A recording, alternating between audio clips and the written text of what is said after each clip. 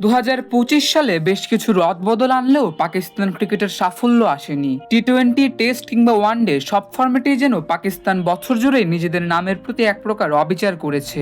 পরিসংখ্যানের দিকে তাকালেই তা আরও স্পষ্ট হয়। বছর জুড়ে বাকি দলগুলোর মতোই পাকিস্তানও টি-20 ক্রিকেটটাই সবচেয়ে বেশি খেলেছে। শুরুতেই নিউজিল্যান্ডের মাটিতে 4-1 লজ্জাজনক পরাজয় দিয়ে 2025-এর যাত্রা শুরু করে সালমান আলী আঘার দল। পরবর্তীতে নিজেদের ঘরের মাঠে বাংলাদেশকে হারালেও বাংলাদেশের মাটিতে 2-1 সিরিজ হারে তারা। ঘরের বাইরে গেলেই যেন নিজেদের হারিয়ে খুঁজছে পাকিস্তান। এশিয়া কাপে চিরপ্রতিদ্বন্দ্বী ভারতের সঙ্গে 3বার মুখোমুখি হয়, 3বারই পরাজয়ের স্বাদ বরণ করে।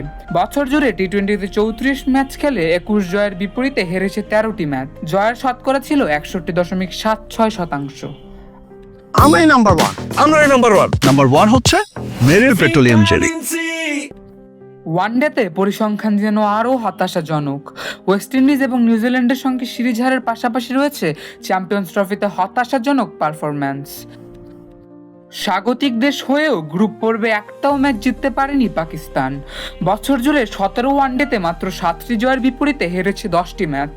জয়ের হার 41.18%। লাল বলের ক্রিকেটেও যেন একই চিত্র।